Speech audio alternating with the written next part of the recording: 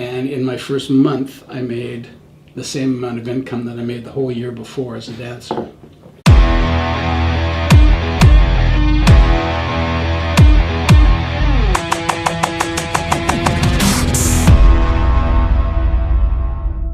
Welcome to the next episode of Over a Pint. We are here with Richard Silver from Sotheby's. Why don't you introduce yourself to everybody? Sure, Richard Silver. I've been in the business for a long time. Before there was internet, before there was fax machines, we did have phones, but they were dial phones. Stuck to the desk. Stuck to the desk. Yeah. I was there when cell phones started happening, and we used to do deals by 6 copies that were all used carbon paper and all of Press that stuff. hard. Press hard, yeah, definitely. And now it's sort of type hard or and keyboard hard. Yeah. So I've seen a lot of changes, and Just it's been a great business. It's been wonderful for me. I try and enjoy the change. Yeah. And I try and be there to find out as much information as possible about what the new technology is, what the next toy is, and I'm afraid I'll probably be there in about another 10, 15 years as well. Yeah. Awesome. I'll be the oldest realtor in Toronto. I'll Never be retiring. on my walking chair, on my walker. Oh, so then you don't even need to walk. You can just sit here and do everything virtually. Yeah, I'll be able to. Yeah. So this week we're drinking 2018. It's from Amsterdam Brewery. It's a traditional style Pilsner, so it's local. Perfect. Yeah, and it's not only is it local to my office. Yeah, because they have a place over on Lee side. And we're drinking the first time out of the Over a Pint branded cups. We just got these in, get them washed. We're good to go. Yay! The wash part obviously being the important side. Yeah. This is wonderful. Yeah. So you got to get these out to a few people. Thank you. That's great. Okay. Good for you. Wow, much better than I would be doing. Here we go. Although I was watching a Facebook video from a beer sommelier who's saying you're supposed to put a lot of head in it. Otherwise, that happens in your stomach. Yeah, I can imagine. And I usually don't drink beer alone. Well, good thing you know. Alone with... I usually like to mix it with things. Like what? That's good. I'm a fast drinker. Mm-hmm. And so if I'm not careful, I can get drunk pretty fast. So what I'd normally do is I'll do a shandy. What's that? Okay, shandy is, I thought that would be great. There's your first recipe. Shandy is half beer and half lemonade or Sprite or ginger ale. Yeah. So it's really refreshing. It has a great taste of beer and lime. And you can drink twice as much.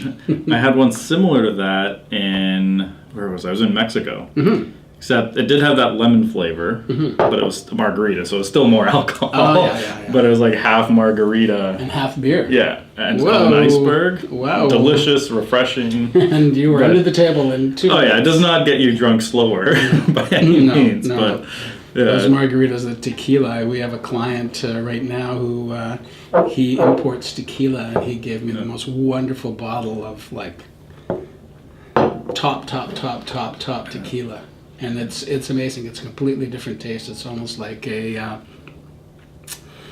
don't know. It's sort of like a kind of a very, very high-end whiskey. Very smooth. It went down really well. I find tequila has the biggest swing of like bad. It's like in the past year I've gotten into sipping tequila, which if you'd given me the stuff like Jose Cuervo back in the day, I'd been like, oh God, I'm never sipping that ever. No. This is like $250 a bottle. Something like that. It's outrageous. So it's like blue label type of. Mm-hmm. And the most incredible bottles. So he goes down, he's a wine merchant, he goes down to Mexico and he goes to tequila and he brings in these bottles. And the bottles are their works of art. Yeah. Because they do wonderful glass stuff down there. So you travel a lot for your job. So I do. Where do you find, like, do you specifically try to find these type of local things in all these areas you go to, or is it mostly business when you're there? It's mostly business. Yeah. There's certain holidays that are just for relaxing. Yeah. And those are the ones that are around Christmas time, and we'll be with family or friends, and we actually have a normal life. It was interesting. This morning I was at the coffee shop, and this woman turned to me, who's the coffee person that I'm always seeing, and she said, "Tell me, in real estate, do you actually have a work-life balance?" And I went, "No, not at all." No, I think that's most entrepreneurs. Yeah, I think it's true. It is. It's not different from any entrepreneur. I think especially if you love the business, and I think I'm going on my 38th year. I was thinking that on the way here, so maybe I'm in my 39th year. I was licensed in 1980. Wow. Yeah. A few years before me. Before you were born, probably. Yeah. 87. Yeah. See, so can you imagine? Of course, I was only 5 at the time. Yeah. So you're just starting out young. Yeah, I just started out young. I was in the but it was a completely different thing. Everything was manual. Everything was. We actually had pagers. If you remember what a pager was. My dad had one. Oh, did he? Oh my God! Of course. So we had pagers, and we did business that way. So you'd get a page, and you'd run to some landline if you could find one, if you were lucky enough to find one, and you'd do the agreements back and forth, and there was no fax. You delivered everything by hand. And the interesting thing, I mean, you know what a telegram is? Oh, of them. Okay. So if you did not have a client on site and you had to accept an offer, you would have to pick up the phone, call them and say, "I know you're in Calgary, but can you go to your telegraph office and send me a telegraph that says, I, so-and-so, hereby authorize you to accept on my behalf the agreement of purchase and sale on such and such a property, dated such and such a time," all things as set out in this agreement. Yeah. And that's the way you did. I mean, there was no DocuSign, there was no faxes, and now, if you say to somebody, are you still getting faxes? What's a fax? God. I remember when I joined in real estate, it wasn't like they still had a fax machine, and when I joined, I was like, why is this here? I know. But people were using it still every day. You still sort of, even though you don't want to, I still have one at home. No. Just because, what it does is obviously now, anything that's sent to me converts to a PDF, automatically emails me wherever I am, but you still have to, there's always those people who are going to find it very difficult to make the conversion. I set that up for I think my first year, I had set up one of those e-faxes where it switched, and then after that I'm like, I don't even need this anymore. Yeah. No. Yeah. And these days the fax machines, fax printers, 3-in-1s, if you're going to use a printer and it, double-sided or whatever, it's pretty amazing what they can do. So what do you find from back then that's changed that you wish didn't change? You know what? I sort of like the business now. I love it more than ever. Yeah. And I think once you get really into it for a long time, there's, I can't say I miss anything. I can't say I really miss anything. No. I think what's different now is I'm part of the trend of, having a team. Yeah. So now I find myself balancing people rather than clients. Yeah. So the people on my team, and also I'm a big outsourcer. So, even your glass you had made in, I outsourced even ordering it. Yeah, even the order. They just showed up at my house. I know. We're in the Amazon world. Yeah. We can do, anything by ordering, and it's there the next day. Yeah. So I do a lot of outsourcing my Facebook, etc., my Facebook ads, my Google, my LinkedIn, and everything. It's all, a lot of it is outsourced. A lot of it is myself. Yep. But years ago, it was really, I have to thank, some of my friends in the city who edged me onto it. I was asked to do a panel for one of the YPN events, in one of the first YPN events here in Ontario. And the panel was about the internet and blogging and doing it yourself, or having it done, or actually just doing it yourself and how you would do it.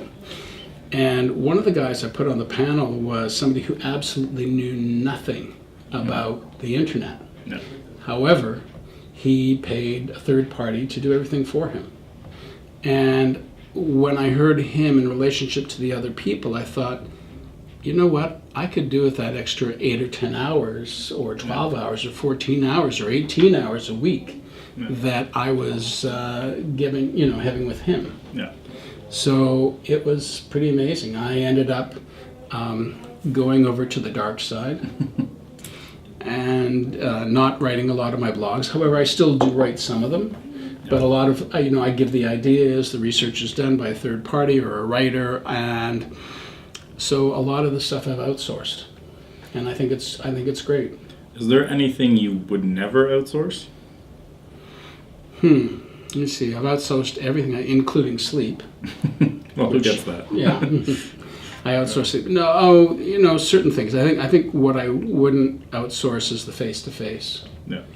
I think that becomes a big problem. I think the idea of outsourcing is great, so it allows you more face-to-face, and whether it's face-to-face with your team or face-to-face with your clients, and being that person that they know that they can count on. I think that's the main thing. That's the thing I would never outsource. So I know, like with a lot of teams, it gets to the point where like a lot of the leaders almost stop selling. Are you still actively selling, or are you more managing the team and they're selling? I feed the monster. Mm-hmm. That's my job, is feeding the monster. So I go to a lot of events, I make a lot of connections.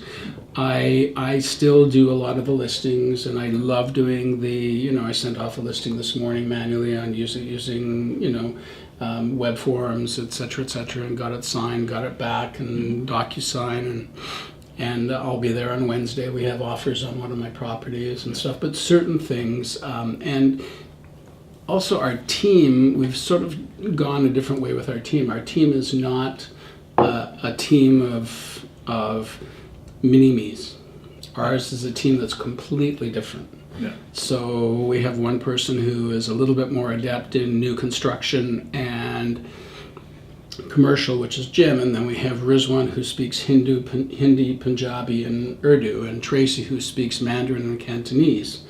And we have Stephanie, who's fairly new with us, and she speaks Spanish and English, and I speak English and French, and so we all have our languages. And sometimes it's not only the language, it's the culture. Especially when you're dealing with like the Asian community, you have to understand the culture. And you have to understand how you react when there's an offer, how you deal with it, how you get your clients who may not have experience, how you get them on side. So I think that's pretty much a big part of it. So our team is, I'm involved in everything. We had a long meeting this morning. We talked about everything we were working on. I gave them my 2 cents if they were interested, and vice versa. We all share information. So everybody is, it's not as if we're selling the same product and we're interchangeable. We're not. Yeah. We are specialists. So when you're the interesting of working with a lot of different cultures is interesting. Yeah. How much are you guys do you specifically take training on how to work with cultures, or is it more kind of you're learning by going, or by having someone from that culture on your team? Somewhat, but here's what I did. I think 3 of us now have our CIPS, which is Certified International Property Specialist, and that's handled through NAR, although it's taught here in Ontario. It is each day you spend learning about real estate and how it's sold in different cultures, and the backbone of all of it. And so it's 1 week, so 5 different continents you're on, and so you basically talk about how they sell in Europe and in France and in Germany and in Russia and in the Far East. Yeah. So part of it is that. Part of it is we go. So Jim and Tracy and I went to China a couple of years ago. We had 5 or 6 different locations. We met a lot of people. Tracy, thank God, is fluent in Mandarin. So we saw a lot, and we learned a lot about the cultures. And they're fascinating because there's certain cultures where you want to give somebody a hug or shake their hand, and it's just not done. and it could be proved to be offensive, or your shoes off, shoes on, or how you present a card to somebody in China is very much a tradition, and it allows people to know how you think about them. If you were to take the card and put it someplace that might be safe but not in the right spot, it's offensive. So how do you keep track of all the different nuances with all the different cultures? Well, there's this wonderful book called Kiss, Bow, or Shake Hands. And as a matter of fact, the writer of the book is going to be at a conference I'm going to in Seattle, and Asian Real Estate Association of America, which I know you know about, is having their annual luxury summit in Seattle. And so I'm going to be there, and the person that wrote the book is going to be there and speaking. But it's wonderful because it basically goes. It's a book for anybody in sales, and it basically goes through every country in the world and says, okay, these are the mores and the customs in this country, and you should be aware of them if you're going to do sales. And you should be aware of how you are introduced and how you shake hands and how you present a card and. Are there any of those that make you uncomfortable how they are, or has that ever been an issue? Yeah.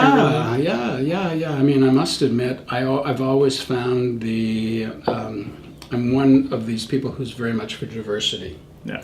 I've been very open about my sexuality, my lifestyle, or my life, and I find it really difficult when I'm in a situation where I know that could be a problem for them. Yeah. Number one. Number two, I also find that women not being treated equally and not being given the rights that men have, I find that very difficult. So areas like in Egypt, I think that was a very difficult situation. But however, no matter where you are, you could be in Israel, you could have the Hasidic Jews. I'm Jewish by background. I don't understand that Hasidic Jew, the whole thing of not allowing a woman to, take the same, be an equal to a man. I just don't understand. Yeah.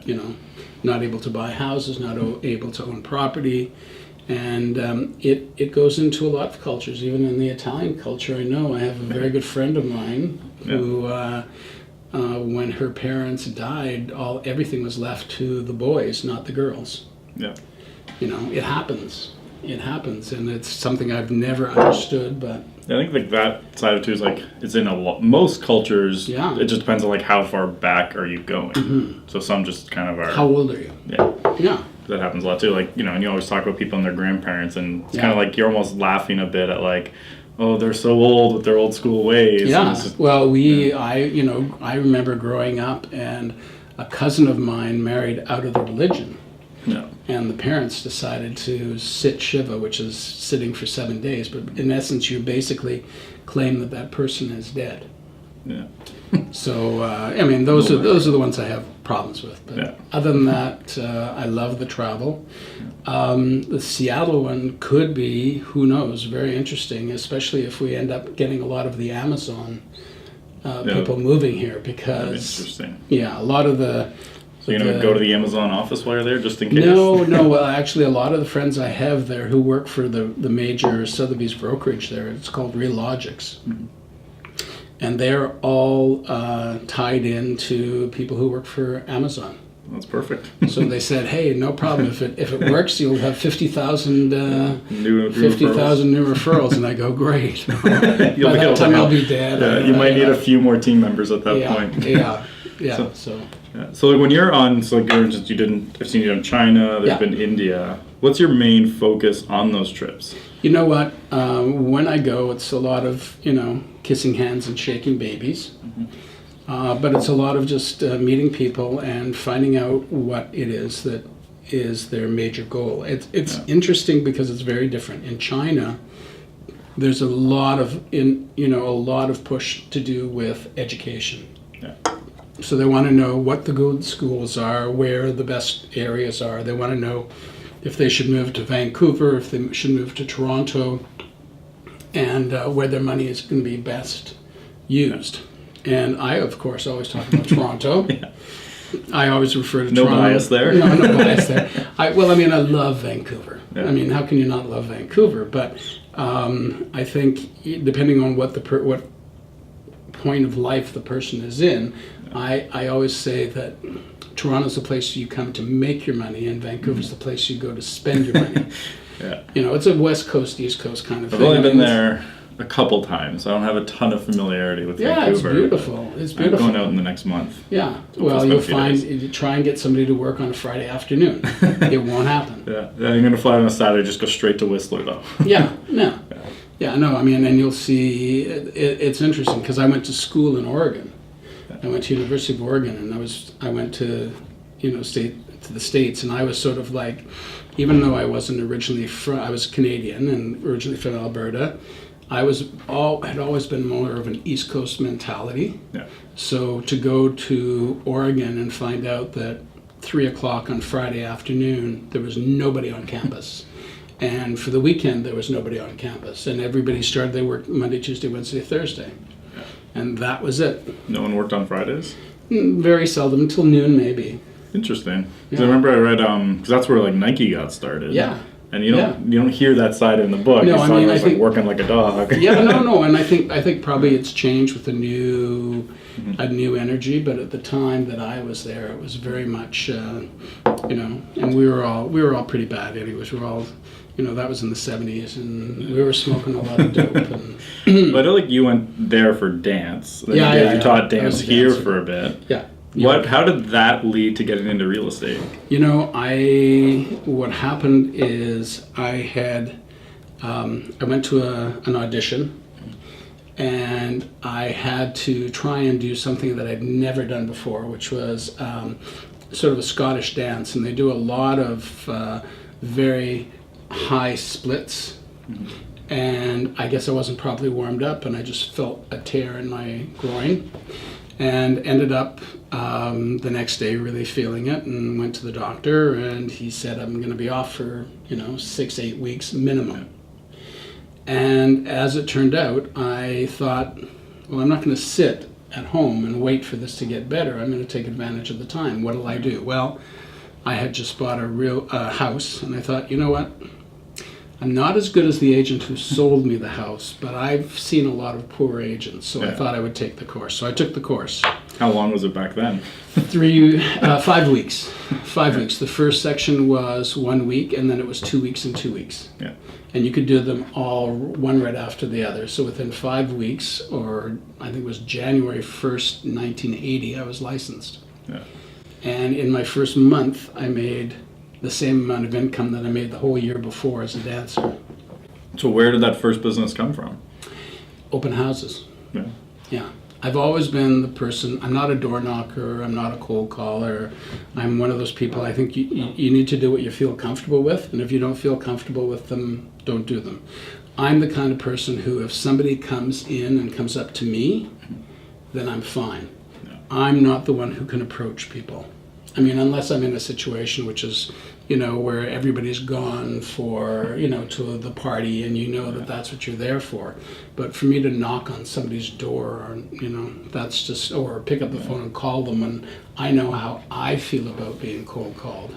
Yeah. It's not me. That's something of mine, because I tried the door knocking, the cold calling, everything. I kept coming back to that idea of, but I hate when people do it to me. I know. Why am I going to keep doing it to them? Yeah. Well, so oftentimes I will, I've heard people comment on, they say, well, you're so relaxed in the open house, you hardly said a thing. Yeah. And basically what happens is if somebody comes into the open house, I don't chase them.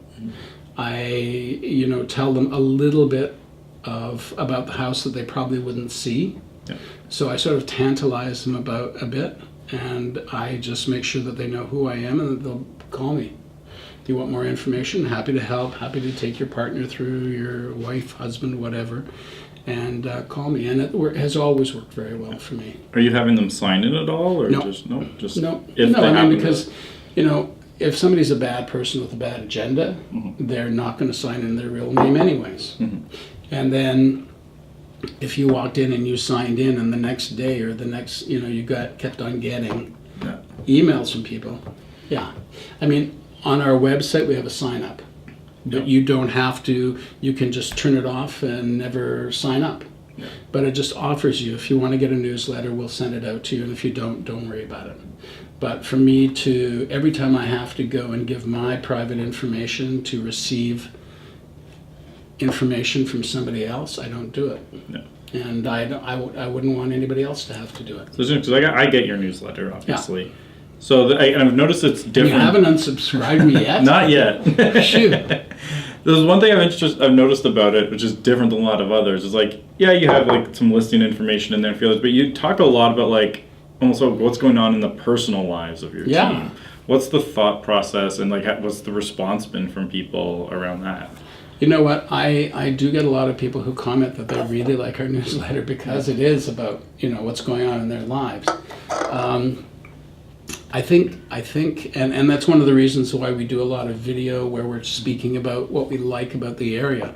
You create a personality that people want to hear from or want to hear about, or you sort of create that warmth, and it's not necessarily staged in any way. It's just a matter of, I always say to somebody, if you're talking about what you like about an area, it's so easy. If you start talking about yourself and how great you are, and it's hard, and most agents don't like to do it. So better to talk about things that you're doing, what's happening, what your children are up to, are you horseback riding, because we all have separate lives. And there's a lot of commonalities between them.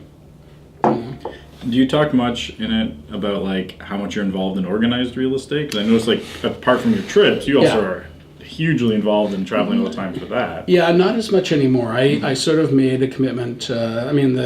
The build has been happening with the team, and so I did spend about 15 years very involved in organized real estate. I'd been in real estate for about 20 years, and I thought, you know what, it's time for me to get back give back because I did enjoy it. So I worked on a lot of the things that, the new search for the new Toronto MLS, as we call Stratus, and was very involved in DDF, and was very involved in, at CREA, and I was also very involved in the Realtor.ca and how that grew, and whether Realtor.ca should have advertising or not, and I was involved in all those different arguments.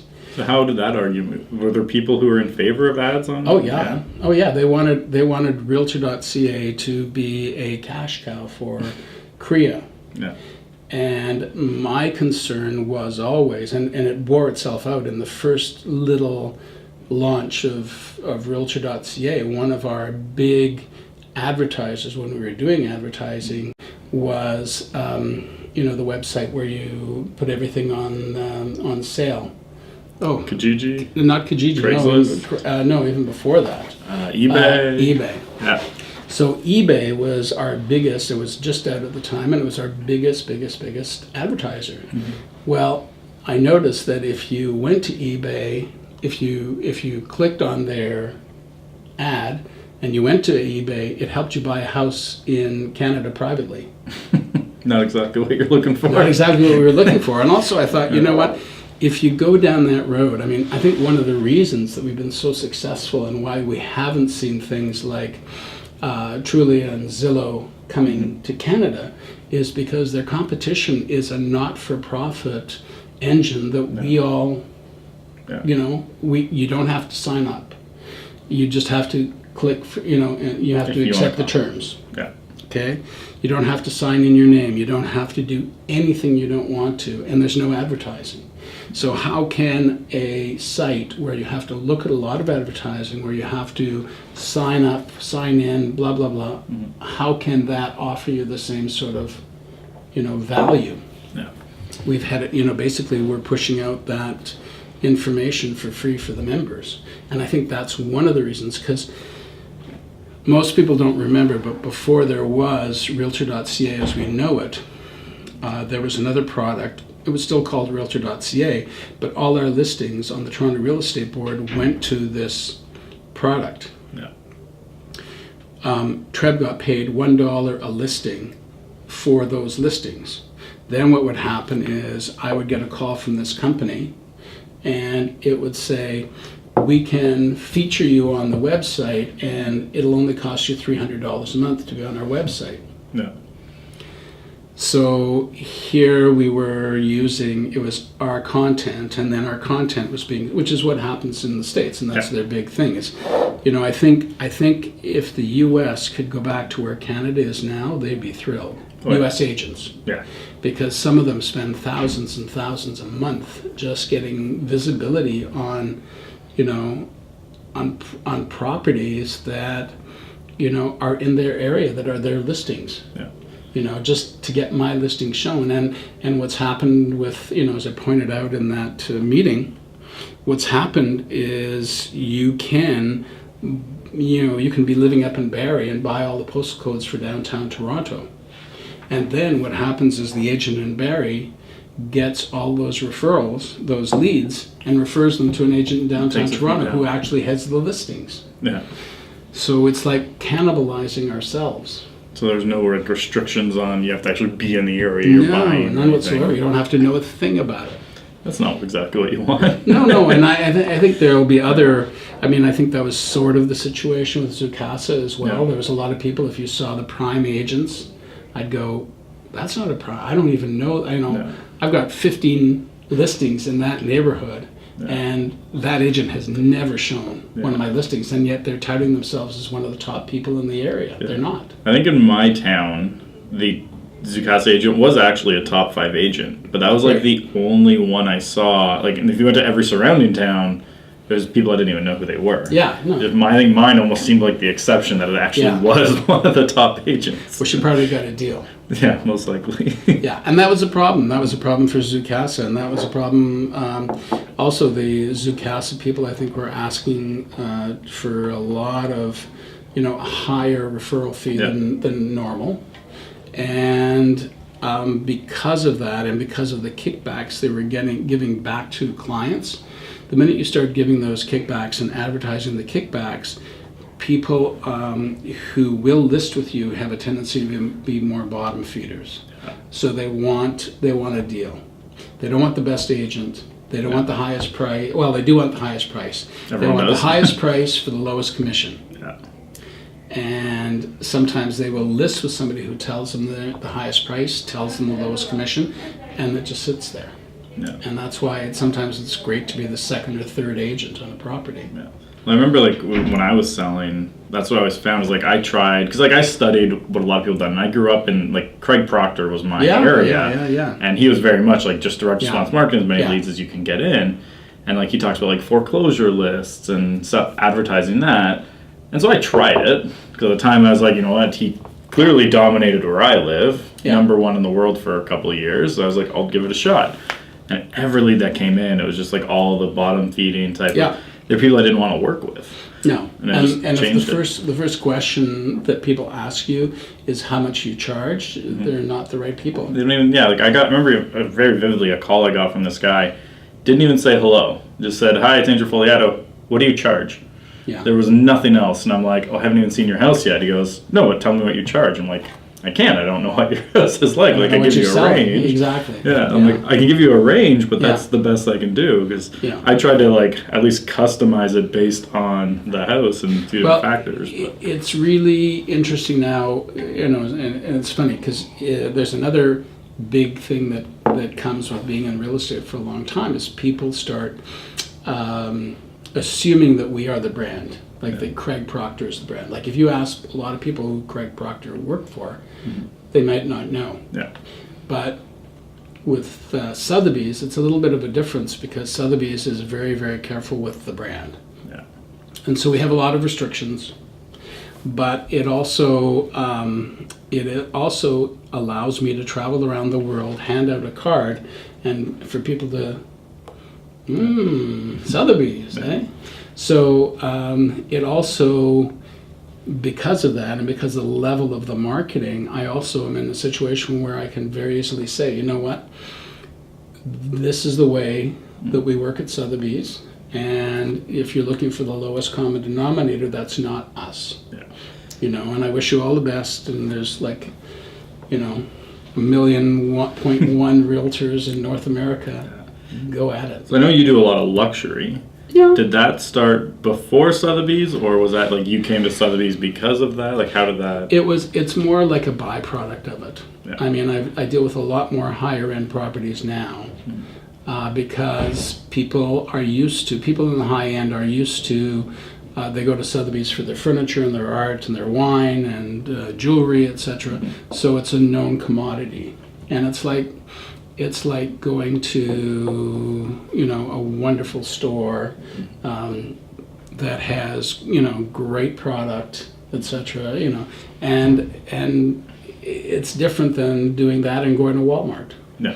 You bring your wife a little present from, it could be exactly the same thing. Yeah. You bring it to her in a Walmart bag, or you bring it to her in that beautiful, egg blue Tiffany's box. Which do you think she's going to open first? No. So that's the big difference. Is people realize it's a strong brand, and so it's allowed me to get into the higher end. No.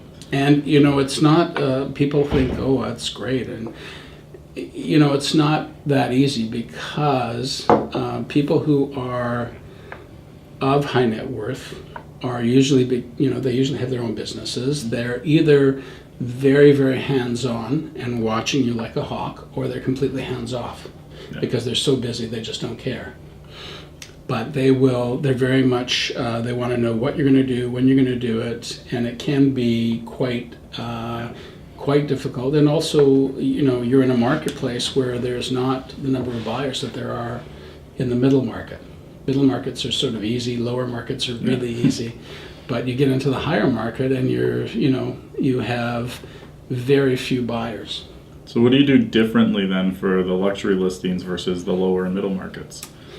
More patience. You take them for a longer time. They don't move that fast. So you take them for a longer time, you realize that the budget has to be higher.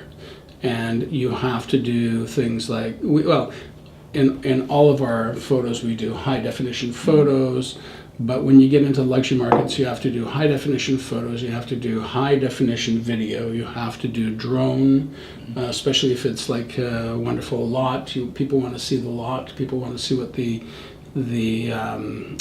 views are. So that's mostly what it's all about. It's and then you want to. We sort of have a system now that's set up where when we take a listing, it goes out, and it goes out to a lot of different products: Wall Street Journal, Financial Post, New York Times, etc. So those are great places for it to be viewed. And then we also are starting to use something called List Globally, which is a website that allows your properties to show on 120 international websites. So you never know where the buyer is coming from. Is it going to be an in-area buyer, or is it going to be somebody who's reading a newspaper in Russia, or somebody who's reading the New York Times in Toronto? So you just have to be as many places as you can. Have you found consistently that you're getting leads from that type of source, or is that just as much to show the seller that you're putting? No, we do get the leads. We do get the leads from the Wall Street Journal and the New York Times, but we can also, the strange thing I've found with the New York Times and the Wall Street Journal and the Globe and Mail, sometimes we'll get leads from the Globe and Mail and they're Toronto. Mm-hmm. So, they're, not Globe and Mail, but for the Wall Street Journal and they're Toronto. Or the New York Times and they're Toronto. So there are, if you're in business, there's certain newspapers that you read. Yeah.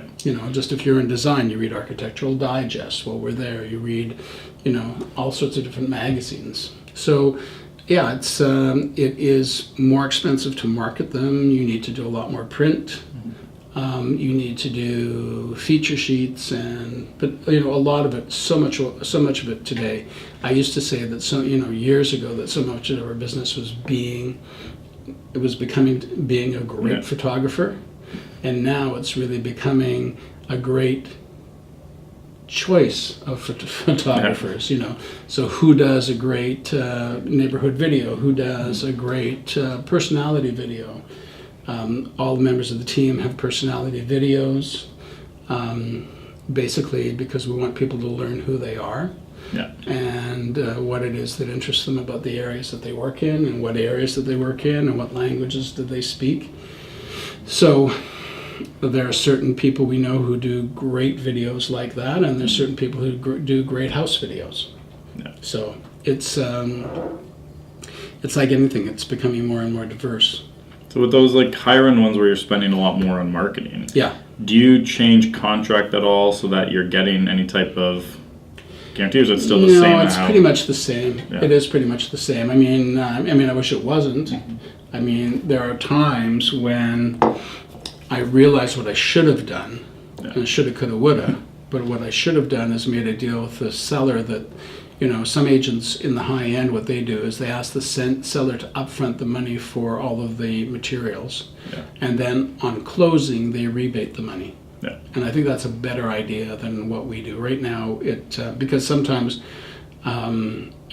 sellers, you'll say, I think we need to sell, or I know we need to sell, but to sell we need to do two things, and one of them is a big price reduction. The other one is to get rid of some of the things that are in the house, and they'll, they don't want to hear the price reduction part. Just the getting rid of stuff. Well, they don't even want to hear that part, But then they expect you, if that's something you've suggested, to pay for getting rid of the stuff in the house. Yeah. What they don't realize is at the end of the day, if they are really successful, they're going to have to move anyways, and they're going to have to downsize anyways. Yeah. There's a lot of people now which we count on. We have a list of people who do decluttering and downsizing, who do, right now we have, over the weekend, we had one of our upcoming listings painted. The stage is going in on Wednesday or Thursday. We're going to have the photos done on Thursday afternoon. Friday is Good Friday, but the next week, we'll come out on MLS, and it'll look wonderful, and hopefully we'll sell for more than asking. Yeah. Do you do any like coming soon marketing? So that property is coming up. Do you do anything to advertise that? You know what? I'm one of these people. I love to do a big push when it's ready. Mm-hmm. Coming soon to me, there have been times I think where I've tried it. Mm-hmm. What I found is buyers get frustrated if the coming soon means they can't get in and see it. Yeah. Or if you get them in and then you say, oh, well, you know what, we're coming out in a week, and then a week after that we're having offers. So 2 weeks from now you can make an offer. I think if you had a client who would have taken the first offer, or really needed to sell it, or it was a very unusual property and you needed just, get somebody in, somebody buy, that's different. But a lot of houses these days, you want to do a whole, I do agents open house with food. I always serve food at my open houses. And I've got a name for doing that. And it's not great. It's not wonderful big food. It's just, wraps or something like that, getting healthier and healthier. But also, it's always good to do that. Then we do public open houses. Then a few days later, we look at offers. Yeah. And more I'm seeing more, and I'm feeling more comfortable with all the offers being faxed. Not faxed, emailed. Yeah. Because oftentimes you'll sit there, and sometimes their agents will say the worst things that don't help them at all. Yeah, just shoot themselves in the foot. They shoot themselves. My people like your house so much they've already decided how they're going to redecorate it. Here's another 10,000. And I've had people say, my people really like your house, mm-hmm. but they can't give you another 10,000 because they're going to have to spend 350,000 to do the renovations they want to do. Yeah. Well, you can't give me 10 because you want to spend 350,000. You have the 350,000, but you can't give me the extra 10. Just spend 340 now. Exactly. So half the time I just thought, oh no, don't say it, don't say it.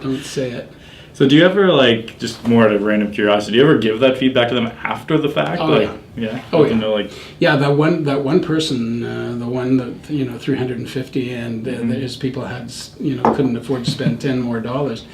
He worked at the same company that I was working at the time, and he said to me afterwards, he said, Richard, you weren't very much of a help. I mean, this is this is one of our clients, and you weren't very much of a help. And I said,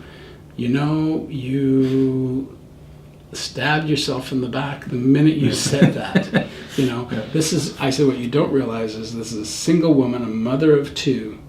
This is all the money she has in the world, and you're talking about $10,000, which to her is huge, because your people are going to have to spend an extra $350,000.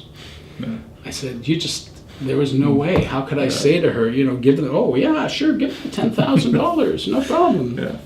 Yeah. So oftentimes I think realtors are their own worst enemy. Mm-hmm. And sometimes you just have to, you have to look at the offers, you have to look at the pluses and minuses, and then you talk to the seller and see what they want to do.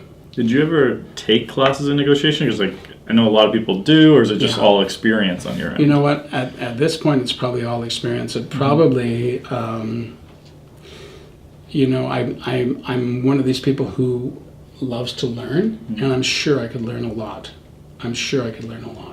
But it's one of those things I don't have a feeling that I really need that. I need more, how to simplify, not how to simplify, but how to, if somebody could give us classes on how to take 24 hours and do all the work you could do in 48 hours and the 28 hours and then 12 hours, that would be the class I'd love to take. Yeah. That would be great. Outsource. I'll outsource sleep if I have to, and those are the kind of things I know you outsource a lot online. Do you do a lot of outsourcing for your in-person, not necessarily meetings with people, but in your day-to-day local things? No, not really. Not really. I try and meet with people as much as possible. I like people. Yeah. I'm not a curmudgeon. I don't want to, I always tell people I'd go to the opening of an envelope. And, a friend of mine is having an event on Wednesday. I'm going to go here. It's Saul Colt, who I think you probably have heard of. The name sounds familiar. Yeah, he was one of the early guys of, he was the first person who introduced me to Gary Vaynerchuk, and, he was very into all that sort of stuff. So he was wonderful. He was at our first bar camp. Yeah. He was one of the speakers. He was a great guy. So he's having an event. I'm going to go see it. It's about management and leadership and those kind of things. I think as your world changes, I used to be totally insular in the work that I did, and yes, I may have had an assistant, maybe I had a partner, but now when you've got a team, it's you have to understand leadership, and you have to be a good leader, which I'm not. Seem to be doing all right. Yeah, but you know what? It's funny. I think you have to set limits, and I'm not very good at setting limits. So do you do anything to try to improve your leadership? Are you going to courses? Courses, and and we have a coach. I think a lot of agents who get to a certain level, you do need a coach. Yeah. You need somebody who can sit back. It's like having a therapist. Sit back, look at your work, and say, you know what? You would be a lot more successful if you did this, or you're giving in too much, because people do. I think people have a tendency to. You have to set limits, or else people will take advantage. Yeah. And not in a bad way, but it's just the way we are as people. Oh yeah. So how do you decide, because I know you go to a ton of conferences, things like that. How do you decide which ones are worth going to, especially in the sense of professional development versus networking? Yeah. A lot of them, there's ones that I go to right away, and it's just about learning. Mm-hmm. And those have been, over the past little while, the ones about leadership, about teams, about how to run a team, how to set it up, how to... what success really is to a team. Some teams, and you see it, they're huge, they're numerous, and the owner of the team is very far away from the product. Yeah. And I'm the kind of person I don't think my team will, right now we're 7, I don't think we'll ever be more than 10. Yeah. And I like the fact that we speak different languages and we don't really step on each other's toes. We try not to. And I think those are the kind of courses, number one, that I would go to. But if success for that teacher was to get me to go from 10 people to 30 people or 300 people, it ain't happening. Yeah. You know, it's not something I want to do. Then there's the other ones where if they're speaking appointments, and I can do some speaking. I can talk about Toronto. I can talk about what I love about the city. I can talk about, you know, and it's a good place for referrals. Those are the ones I really love. Yeah. You know, go to India, come back with 3 or 4 leads, more leads to come. Same thing in China. We've done very, very well with our China travel. Going to China, especially with Tracy. Tracy's really got a great head on her when it comes to what people are looking for. She's great. And in China, it's all about education. In India, which is quite different, it's all about investment. It's all about bottom line. It's all about cap rate. Yeah. So you have to be a bit of a different. It's not like if I was more of a commercial agent, I would probably do better there. Yeah. Because they think in those terms. It's all about the finance. They have a long background in, you know, good British education, et cetera, whereas the Chinese want their children to be educated in America. Yeah. Indians may be involved in healthcare, which would be a big issue for them, but at the bottom line, they really want investment. Interesting. And, yeah, they want to know that I'm going to get 5% per year for this, you know, and the chances are. So I don't think that way. Do you do anything to so you go on these trips, you meet Yeah. a bunch of agents, you're saying you come back leads, more to Yeah. come. What are you doing to say follow up with those people once you're back here? Well, we use Follow Up Boss, which is, we really like that. We get a lot from the internet. So we use Follow Up Boss as our CRM. So anybody who we get as a lead goes into Follow Up Boss. So what happens is if I was to go and meet 50 people in Seattle, I come back, you know, I'd probably have already sent those names and their cards, photos of their cards back to the team. Get back here, I'll write a letter saying it was great meeting you, blah, blah, blah, and tell them things about Toronto, show them a video of the team, a video of, we're doing one right now called Our Promises, what it is that we promise to do. And then we have another one about Toronto, clean air, education, et cetera, that we have these explainer videos. So I do those and make sure that they've got that, and then find another point where we can communicate on. Yeah. You know, will we see you at this event or whatever? Or recently when I was in India, I had we'd done a whole bunch of research about the Indian diaspora in Canada. In other words, the Indian community had moved here, where were they in Vancouver, were they in Toronto, all sorts of information. So we took all that information, we synthesized it into an article that we posted on the website, which is Torontoism, and then I cut and paste, you know, information from the article, and I said, think you or your clients might find this information interesting. Because it basically said where a lot of the Indian Canadian community was going, what they were interested in by religion, and it was very. There was a lot of people who really liked that. Their comments were great, and they certainly did pass it on. And I could tell from we did it with a click through, and I could tell from the number of clicks and the shares and et cetera, that was getting a lot of viewings, a lot of activity, and that kind of thing. For me, one of the best things about the business is, finding something I want to talk about and telling people about it. Yeah. Now, sometimes it bears fruit for me, sometimes I'm just telling people about it. Like, there's a lot of discussion right now about the changes to the landlord-tenant lease. Yeah. So I think there's a lot of confusion in the membership as to whether it's us that draft the lease or whether the landlord does, and it's really the landlord's responsibility to do it. We used to be able to do it very quickly and say we do an offer to lease, and it would say this offer to lease will substitute for a lease, and you can't do that anymore. So as of, I guess, May 1st, you have to do a separate, or June 1st, I'm not sure, where you have to do a separate lease. And the lease is, in a separate form. It doesn't involve the realtors whatsoever.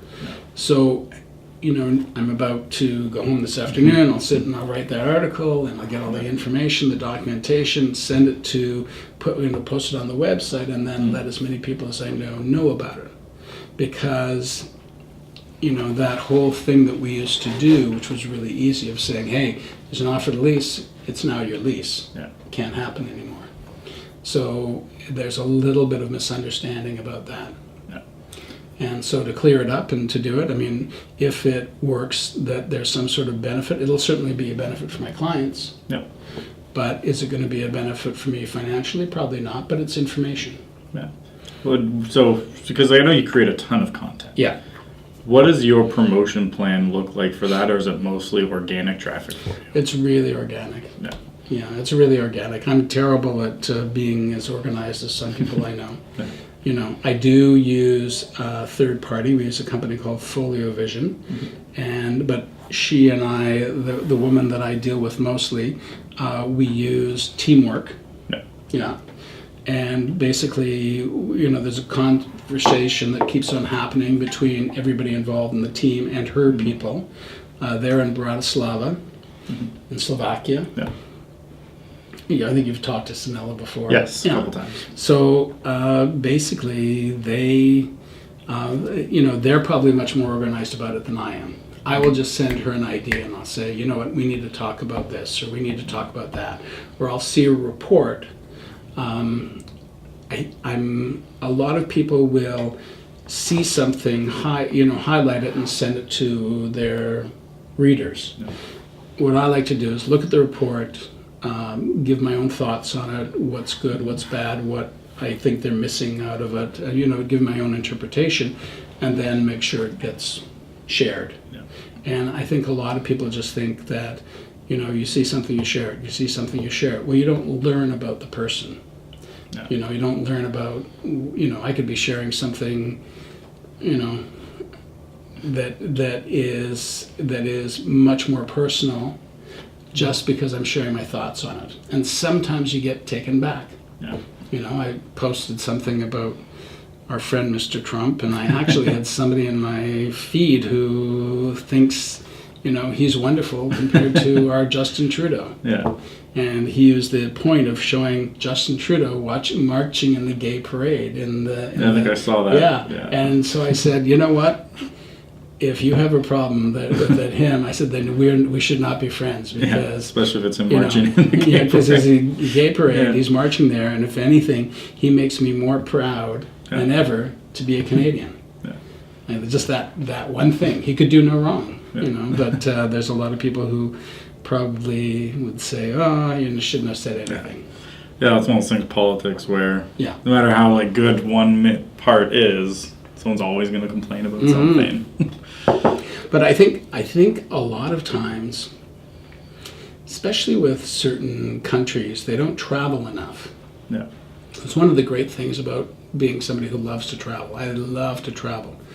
So I get out and about and I look and see what's happening in different countries and how they're doing business and what it is that moves them. And I think once you do that, you just realize how lucky we are.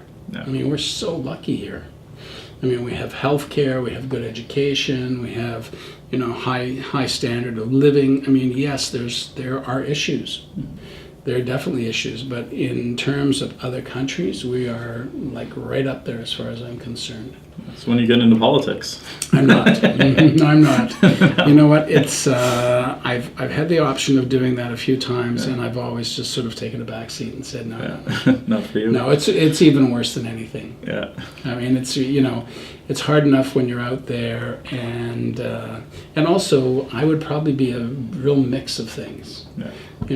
I would probably be somewhat more financially conservative, but I'm totally liberal, totally a libertine in my feelings about how social, live your life, go ahead. I don't want to tell you how to do anything. That's fine. So just part, because I know it's been in the news a lot lately, like the Facebook hack with data and all that. Yeah. There's actually a site you can upload your profile to. Yeah. And it'll basically based on your information, here's what we know about you. Yeah. I think it's applymagicsauce.com. Yeah. So I tested it out, and that's they were here's your political leanings based on your Facebook activity. And was it right?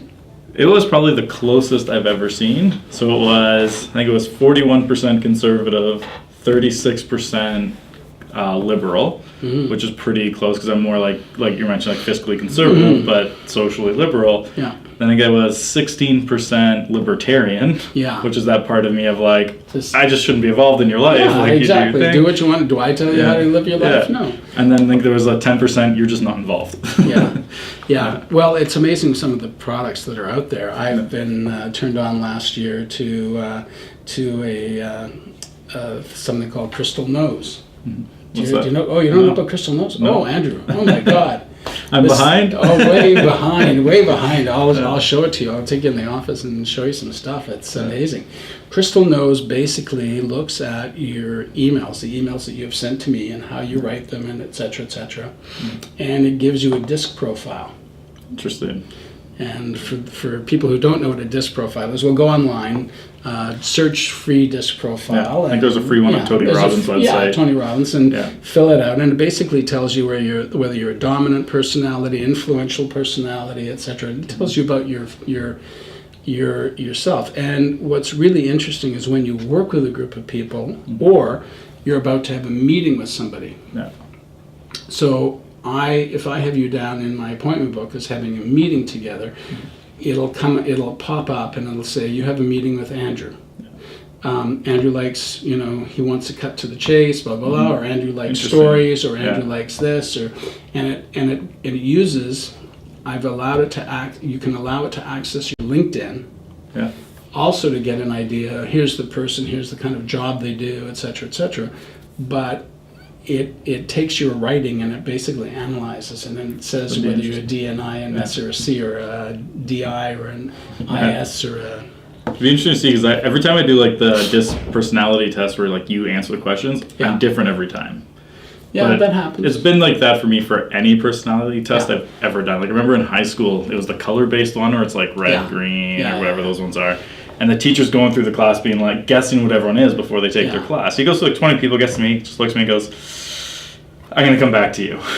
And then goes and finishes everyone else. No, you're definitely an I.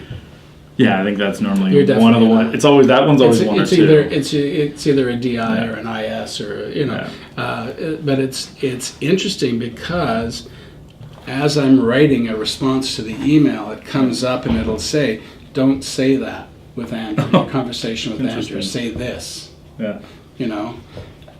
Like say, maybe I would finish it with saying, as a matter of fact, I think that, and say, don't say as a matter of fact, just say, I think that, because this is the way Andrew likes to be responded to. Interesting. So in our business, which is all about, it's very useful.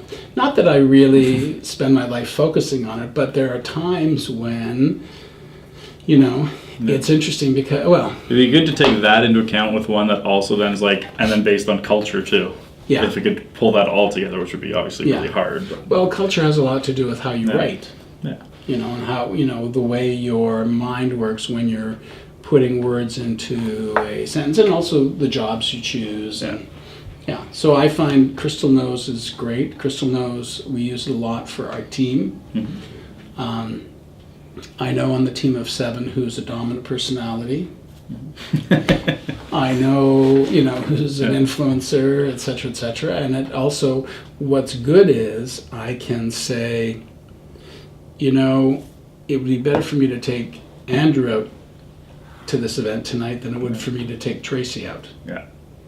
It'll actually tell you these things. Like if you're going, it's almost like there's also another system that Gallup does called Strengths Finder, which is really interesting as well. It basically, rather than finding out what your weaknesses are, it finds out what your strengths are. And it says, this person, take Andrew because he'll be in the middle of the room talking to everybody, handing out his card, and that'll be good for business. Or it'll say, don't take Andrew because he'll stand by the wall and won't talk to anybody. Makes sense. That's interesting. Yeah. I'm definitely going to check that one out. That sounds really interesting. Strengths Finder. It's by Gallup. It's not it's not a freebie. If it's worth it, it's worth it. It's worth it, and definitely, especially if you have a team of people and you want to work together and you want to say, is this the person that I take to this listing appointment? Yeah. Or will that person freak out the seller? Interesting. you know, or not be a good fit. Yeah. Yeah, so those are the kind of things I think that are available now that are amazing. They're, you know, a little bit do. Yeah, you don't want some people little don't bit want them to freaky. know you do that. No, It's but going I to turn mean, into a Black Mirror episode eventually. yeah, and it's also just you know, it's is an assist. I love apps and anything that I can do and have to help me do my business better. Yeah. So what does the next 5 years look like for Torontoism? Is there Oh my any gosh. changes coming? Yeah. We have to add more people. We have to Yeah. get up another 3 people. I want somebody who speaks Russian. I would like somebody who speaks, Persian. Yeah. Persian is a really big asset these days. A lot of Persian buyers. Yeah, so I think that's the kind of thing we're going to be doing, and possibly I'll be, you know, towards the end of that 5 years, I'll probably be heading south for a good little part more of the time. yeah. Do you have Yeah, a the preferred winter. place? Yeah, I love Puerto Vallarta. We go there a lot. It's sort of like a good balance between, I don't like to go and spend my time in an area that doesn't have a separate culture. Yeah. You know, like in Miami. I mean, Miami does have a very strong Spanish culture, which is great. It's still good to get out of the norm. And It's not, yeah, I mean, it's good to be in a place where there's beautiful palm trees and people speaking a different language and, you know, people living a different lifestyle. I find it's much more educational than just going and sitting on a beach is not my thing anymore. Used to be. Fair. Used to be. So if people wanted to reach out to you, how do they get a hold of you? Torontoism. Torontoism.com. Yeah, torontoism.com. That's the place I'm at. And email me as well from there, or touch base, or text, or anything. Sounds good. Yeah. I really appreciate you coming on. Pleasure. Thanks for the beer. Well, anytime. Happy to sit down. So stay tuned for next week when we launch another episode, and we'll decide who the guest is then. Thanks for watching, everyone. Pleasure.